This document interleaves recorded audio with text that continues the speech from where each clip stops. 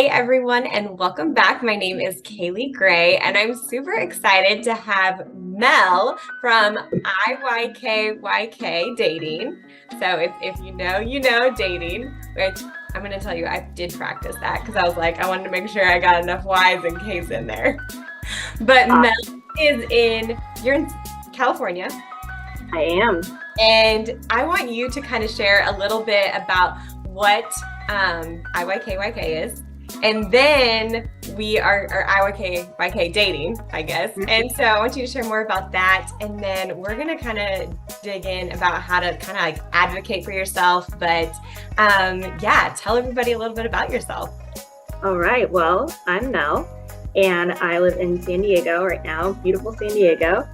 And I started IYKYK Dating with a friend about beginning of 2021.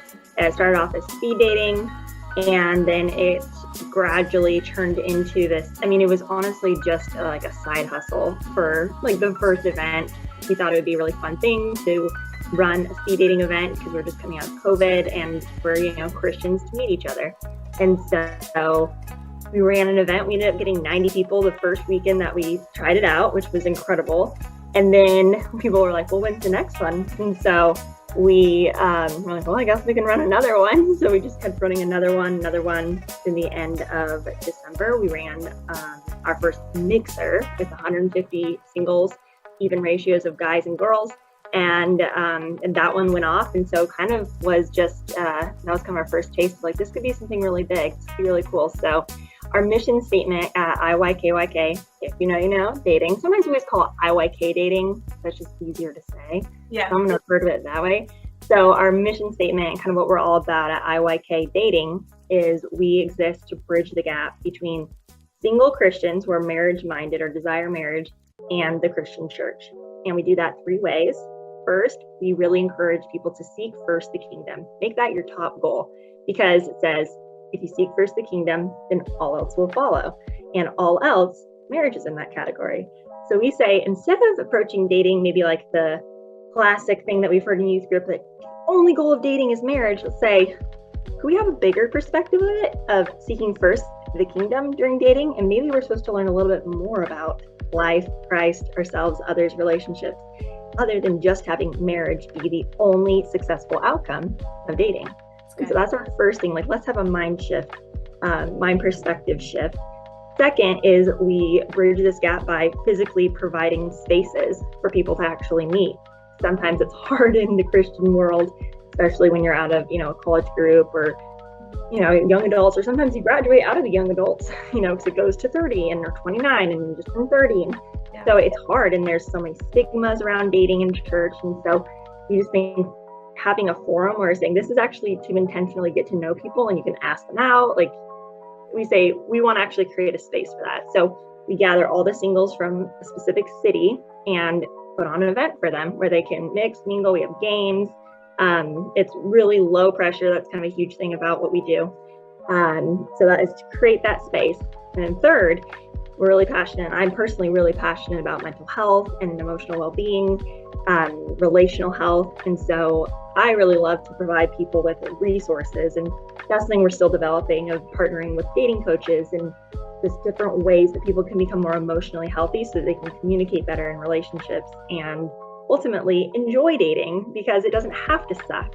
And we've been told it does. So a lot of times that manifests itself and you're like, well, it sucks and I just want to get married. But instead of rushing through this season, let's learn how to be equipped, do it well, and enjoy it, because this is the season God has you. So that's kind of what we do. I love that. And if you don't mind sharing one more time about, like, you had talked to me earlier about with the communication with guys and stuff like that, that you go do something special at your events. We sure do. So there's a few things with that. So like I said, we're really big on equipping people with tools to use, because I think that most of us, so we're all, if we're single listening to this, you know what ghosting is. You may have experienced it. You may have done it to somebody. It feels horrible. You feel bad when you do it. And we think that a lot of times people don't want to do that, but they just don't really know there's other options or how to go about that. So we say, you just got to communicate. It's okay to change your mind. It's okay to no longer want to be with somebody. It's okay, even if it was just one date, you got to communicate. And so I have personally had quite a few experiences with dating. And I think through my own trial and error, I've learned a lot of different techniques of how to communicate well. And so we like to give people scripts. So for example, we require, so if you're interested in somebody at the events, we have these things called flirty business cards. And we have the guys fill them out with their name, number, social media handle, whatever. And then we have them go up to the girls, or while they're talking to the girls, say, hey, I'd love to get to know you better. Would you like one of my flirty business cards? You want one of my cards? Can I give you one of my cards? Basically asking the girl to give her the opportunity then to answer. And we say, girls, let's have some integrity. Let our inside match our outside. If you are not feeling this guy and you're never going to, say no thank you, or say, man, thank you so much for your boldness. I'd rather just be friends, or I'm really not interested romantically. So we kind of like give them some of these scripts at the beginning, like, you can use this, just put in their first name. Hey, first name, and so hopefully they'll take these and put them into other relationships as well. And so what we do is we say, okay, girls, you have an option to say yes or no. If you say yes to this guy, you got to let your yes be yes, which means within 48 hours, we say, you got to reach out to him and text him or communicate with him in some medium that you choose. And you can't just like say yes and not respond, because that's just dishonoring. Unless you feel unsafe or there's like a legitimate reason why you really, it's not like a safe idea to do that. And you say, tell us, you're off the hook. But typically it's because we feel uncomfortable. We don't want to hurt their feelings, which is all people pleasing.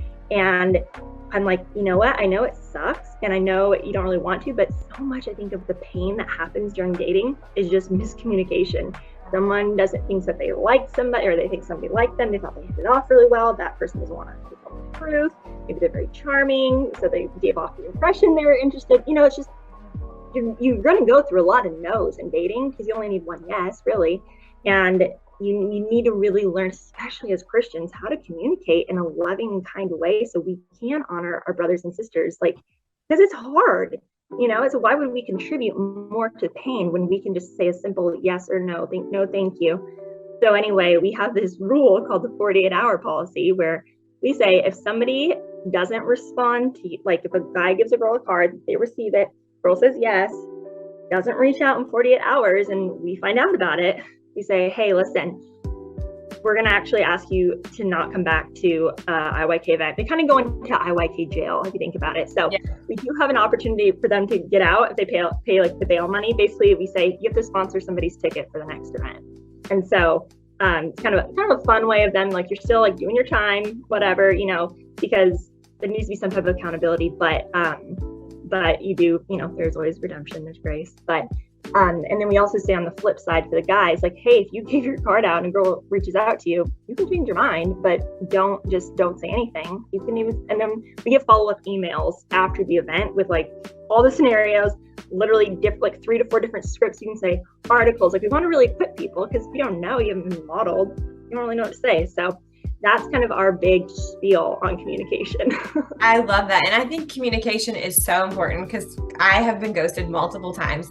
And I'm like, why couldn't you just say you weren't interested in me? Why was there was just this waiting of like, okay, is he like not, so I think that's absolutely amazing. I love that you do that. I love that you're equipping people that way, and you're giving them that safe space to also meet someone, because it is super hard to like find somebody to meet.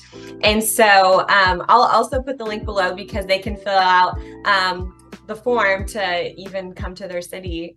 So you've kind of done them all over, haven't you? Yeah, we're really starting to make our way towards the East Coast more. Done California, done Orange County, LA, Northern California, Phoenix, Texas. We've hit almost all the places in Texas. We're coming again in October, Houston, Dallas, Fort Worth. And then actually in September, we're going the furthest east we ever gone. We're going to Nashville. I've never been to Nashville, so I'm super excited to go. So fun. Yeah, that's what everybody keeps saying. They're like, you're gonna love Nashville. I don't think I've ever heard anybody say they didn't love Nashville. So I mean, I don't want to move to Nashville, but I did enjoy Nashville. Like, it was great. So. Yeah. Yay, I love it. Okay, I love what you're doing. I think that's so amazing. And part of like how we got on this conversation was just like advocating for yourself as a woman. And so you kind of just like just let's deep dive into this, because last time when we were talking, Yeah. I was like, this is so good. And so I've been waiting. I've been so excited for this conversation. Me too. All right. Well, where to start? Well, I would say, as far as women advocating for themselves, I think, just like, if you think about it, we have an enemy, a deceiver, right? And he likes to take truth and just twist it a little bit, just so that it's not quite the right fit, but it's enough that it's skewing it, but it's still not quite right. And so I think that's a big thing that he's done with, a lot of things, but especially women. And I think in the Christian church, especially, and something that I've noticed in kind of this narrative that I've grown up with in the evangelical Christian church that I think might just be a little bit off, is this idea that, and don't get me wrong when I say this, but that it's a man's responsibility to guard a woman's heart. And let me caveat that a little bit, because I don't disagree with that. I don't, just like it's like almost like saying it's my responsibility not to hurt your feelings, Kaley. Like, it's my responsibility to make sure you're not hurt. I would say that's an unhealthy way to look at it, because I'm actually not responsible for your feelings. Now, I should act in a kind conduct, in a way that honors you. And if that hurts your feelings, I would hope you tell me, but it's this like kind of this thin line of when you kind of go into, the guy should guard the girl's heart. He needs to be like so intentional with her.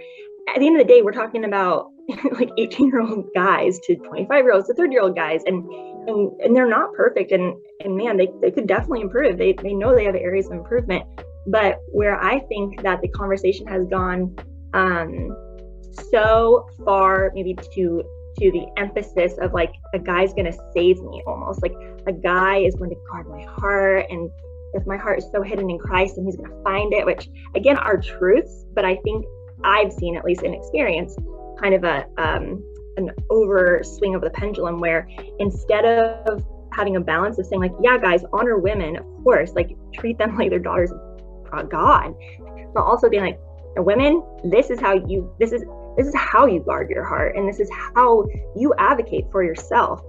And I realized, I guess I can just speak from my own story. And a lot of this, I say, like, I could track back of like family stuff of like, okay, maybe my mom and her mom maybe had some of this mentality too. But I think for me, I found myself in very much a victim mentality without even knowing it. Like, I've always been assertive and confident, but I didn't realize just how much of a victim mentality I had, where one time I was talking to my roommate and I was kind of complaining about guys that maybe didn't choose me back. I'm like, what the heck? Why is it that it's always the guy? Like, they never choose me back. And like, I always end up with these kind of guys. Or they always like, what this or that and the other. And then just complaining about this guy that I was like pining after. And she's like, you're the one who chose him. And I was like, excuse me? What do you mean I'm the one? No, I didn't choose. She's like, you get to choose who you're with, actually. And if you walk away from people or stay with them. And I would always have that thing when I was like growing up, and I would say even prior to like 4 or 5 years ago when I got really healthy, I'd be like, why do I have friends that like I give to them and they don't give back? Or I feel like they don't, put as much in the relationship as I do. And then this whole concept of like, well, you're the one who chooses them, and you actually have the power to walk away. And I realized, like, man, like my whole world just changed. And I was really mad at first. You don't get it. And I realized, wow, if I am dependent upon how other people treat me for my happiness or my well-being or my relationships, that's a pretty powerless place to be. And I realized, man, I have such a scarcity mentality, saying there's not going to be enough friends in the world. There's not going to be enough men in the world, that the ones that I choose are the ones that I see like kind of beggars can't be choosers. Like, you get what you get. And I realized that really played into this victim mentality. And so I see this now in the scarcity and the victim mentality connection, and then the lack of abundance mentality then in dating, and also just in Christian culture.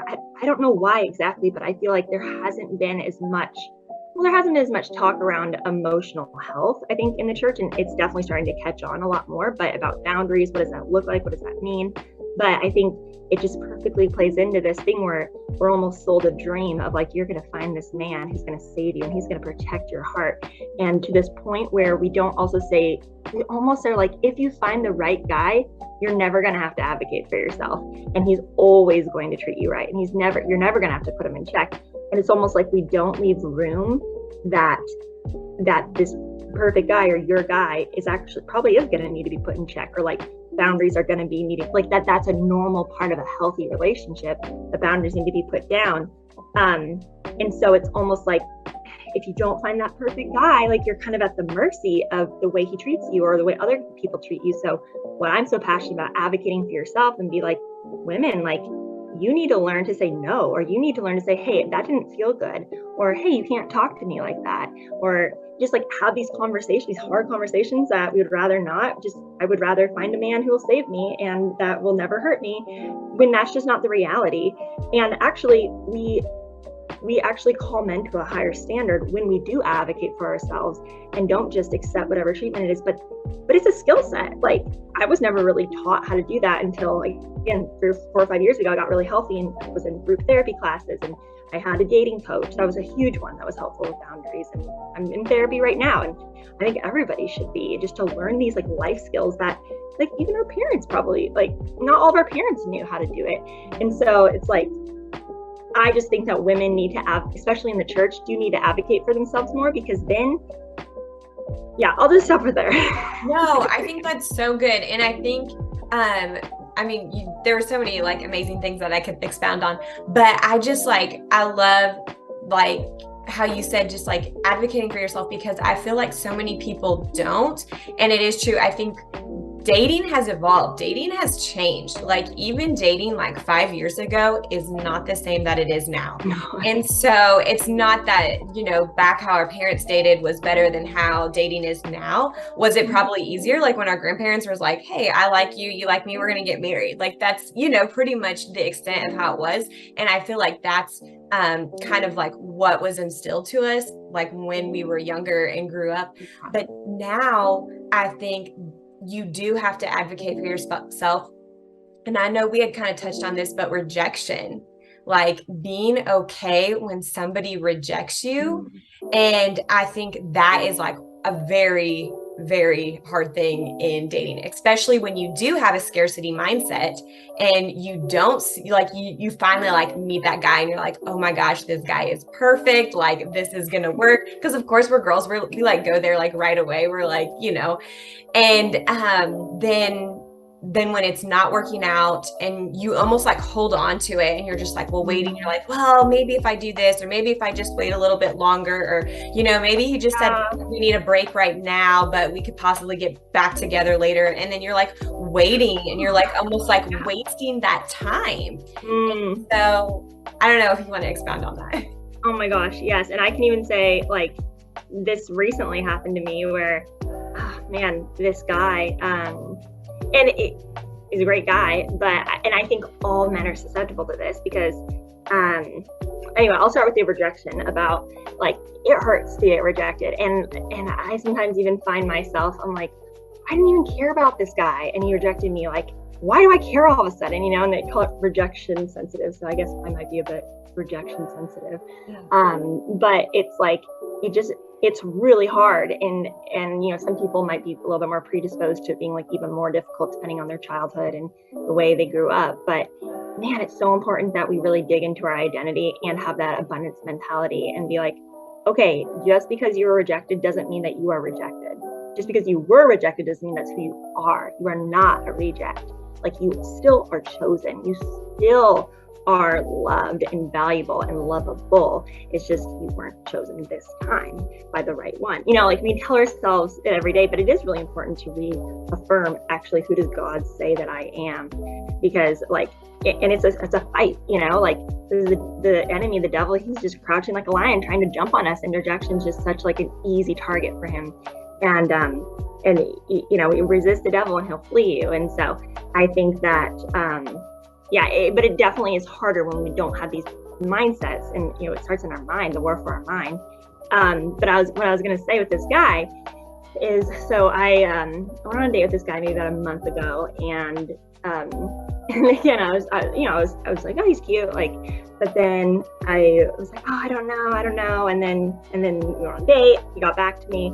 And he was like, yeah, I just don't feel like it's like the perfect alignment. And I was like, wait, what the heck? Like, I was going to reject you. Like, dang it. Now I'm a little bit more intrigued. And it's like, it's twisted, but it's like, but I was also feeling the hurt of the rejection and, starting to be like, oh, but like, I like this about him. And I don't know if I'm ever going to find somebody else who's like this or, whatever. And then kind of started falling into this, like, well, maybe like I'll be more open to it, even though he's already told me he doesn't see it. And then, we kind of had this like, and then we kind of like talk still and like hang out. And this is where the advocating for yourself comes in, because I feel like, again, there's this really like this righteous anger from a lot of women who are like, why is he texting me if he doesn't want to date me, if he doesn't want to commit to me? Like, I'm so angry at men for duping me, for, and while, yes, the most upstanding thing would be for him to like really not cross any boundaries, but at the same time, he's not like sinning against me. He maybe a little bit of mixed signals. So, we did some hangouts, but then, now that I'm a lot healthier and gone through a lot of this multiple times, I know now, like, hey, I actually can advocate for myself and I can find out where he's at. Because, in my mind, I was like, maybe he like changed his mind. So he like, all wanted to hang out and text me all the time and like call me and FaceTime me for hours, and so I just, I straight up said like, hey, like, I really enjoy hanging out with you. I had a really good time. It feels really good to be around you. But I know you said you don't want to move forward more than friends, but, I just want to share that I'm a little bit confused by your actions. And I just need to know if I need to or how did I say? That I just told them I need to set better boundaries of, not FaceTiming, hanging out alone, if that's something that you still don't want to move forward, because I need to protect my time and protect my heart and leave space available for men who do want more than just a fun time with me. And then, it was just really, really good, because before I'd be so scared to do that, because I'm like, oh my gosh, he's gonna think I'm crazy. He's gonna think I'm like a psycho. Like he's gonna just be like, why would she? Oh my gosh. But learning to like trust myself more also and be like, no, like he was being flirty. Like I was definitely getting like a vibe, and again, a lot of girls would be so angry at that guy because we've almost been told this lie of like, if he's a good guy, if he's a Christian guy, you're never going to have to put boundaries down, or you're just going to be able to trust them 100%, because that's what godly men do, like forgetting that they're not perfect. And at the end of the day, men like being around women that they're attracted to, whether they're going to commit to them or not. Like it's probably their flesh, being like, maybe I shouldn't, like I do kind of know maybe she likes me a little bit and I can get this like emotional attention. But at the same time, like I was the one who was answering the phone calls. I was the one who was texting back. I was the one who agreed to go out and hang out with him, So it really does take two to tango. And if I never did that, I would never be in this position. And so I always tell girls, like, you got to take a man at his word. That's a huge thing. Take the man at his word. Do not, just because his actions are saying otherwise, if his actions say otherwise, get clarity on it. Advocate for yourself, because now I know, okay, this is exactly where he stands. This is exactly what I need to do. I need to just be like, it's never going to happen, and move on. And then, but I could have been in this middle ground, like, oh man, but he's texting me, and I feel like that's not really promoted or shared, or like, I don't know. I feel like I've never heard something like that from the pulpit before. It's always like, just date somebody you're equally yoked to. It's like, cool, but like, how do I do that? But those type of situations bring forth so much pain in women and men. These ones where you're kind of hanging on, you're accepting breadcrumbs, but they said they didn't want to, they're flirting with you, and then you get resentful and you get bitter, and then you start, bitterness breeds so much just horrible stuff. And so it's like, man, if we were just taught how to advocate for ourselves better, like, and that there will be more, there's going to be one that's going to come along that will choose you, like, we just, we don't have to have this discussion. No, it's so important. I've been there before. I've had it happen to me, and it's hard, because you could be giving those mixed signals and things like that and feeling that, and you're like, even though they said one thing, their actions are showing something different. And like you said, it's not like they're a bad person or something, but it's just one of those things. I am so proud of you. And like, I think it's so amazing to advocate for yourself because it is hard to do. Even like, I've been in a situation where dating a guy, then we broke up, and then he kept wanting to like try to hang out and like kept reaching back out. And we knew why things ended. Like it wasn't going to work out. We weren't going in the same direction. And he wasn't making any changes and stuff like that. And I wasn't going to compromise on what I wanted, but he kept reaching out. And he's like, well, I thought we could be friends. And I was like, we can, but I don't hang out one-on-one with my guy friends.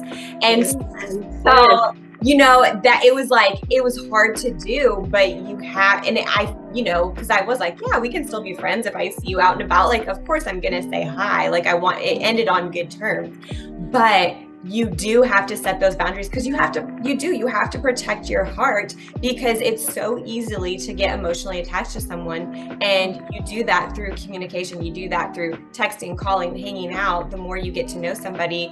And so you do have to find that boundaries of how can I guard myself, how can I protect my heart, but also advocate for myself. And so I think that's just like absolutely amazing.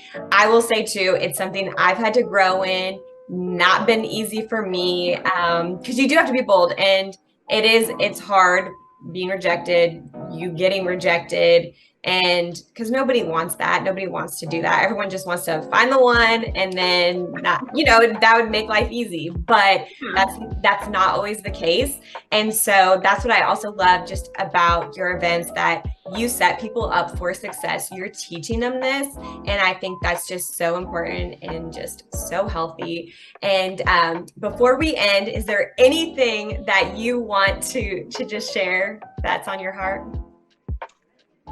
I just thought of one other thing about maybe areas that the church could shift their mind a little bit on women advocating for themselves. I think we talked about it before, but I always get this when I tell people about the events, and they're like, what's the age ranges? And I'm like, well, it's this to this, for this age ranges, we tried to this and this, and it's hard because everybody has a different type, everybody's looking for something different, some people like older or younger, so you're really not going to please everybody.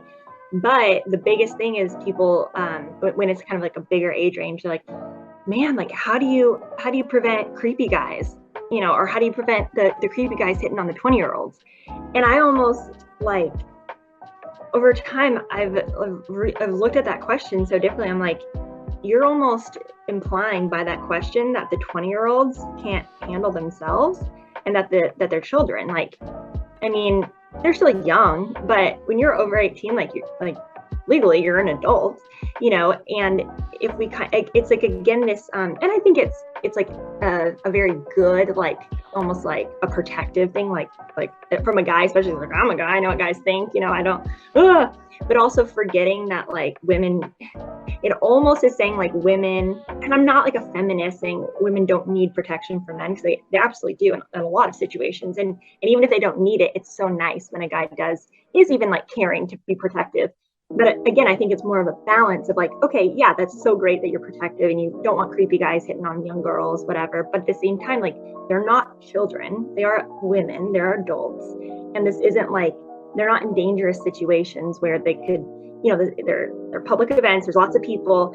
And so it's almost like, why is that my responsibility to protect them from older creepy men? And again, when I say older creepy men, I don't mean men that are like leering or saying creepy stuff or trying to touch them. They're just older and think they're pretty, that's, and maybe it feels a little ick when you're like young 20s, but I'm like, maybe we should change kind of the way we see that and say, women, like, you can say no to this man and encourage them and give them the tools, just like I said to the guy, like, hey, what is this? Because this is not what I thought you had said. And it's an evolving thing. And there is, he's older, more mature, he probably has that power dynamic, but also empowering women and being like, you actually have a lot of power. You are very powerful. You can say no. And if he doesn't listen to you, like, you can go get help from another guy. Like, and again, I know it's nuanced because I know with trauma and, bad experiences, PTSD, some women don't feel safe. And so I don't want to just say it's a super easy answer, but I do think that it almost perpetuates this victim mentality of like, we need to protect the women.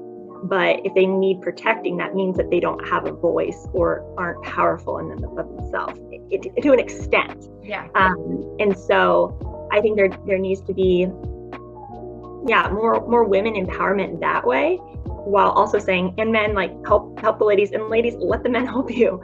And so you shouldn't side on one or the other, but like it's a both thing. Yeah. And I think a lot of that comes down to your identity of who you are in Christ and being confident in who you are and being able to say no when you're not interested and yes when you are. And if everyone did that in dating, I think there would be a lot less horror stories, and I think more people would be open to dating and, enjoying it. Yeah. So I agree. Oh man, this was so fun, Mel. I'm gonna put both of our social medias below because we'd love for you to connect with her and me, and be sure to get her to your city so that she can do a mixer, because I think it is so amazing. It's so hard for Christian singles to meet, and so I love that. I would love to meet you in person, so I'll have to maybe try to if you get close here, I might have to try. Oh yeah. That would be so fun. So that'd be super fun. I also wanted to add that we have a Facebook group that's free. Right now we have almost 3,000 singles from across the United States. It's free to be in it. We have a discussion question every single day, and we have super, super exciting upcoming news that's going to be just for the Facebook group that you will not want to miss. So make sure you request to be in. It's called IYKYK Christian Dating Community. So get yourself in that group if you live in the United States.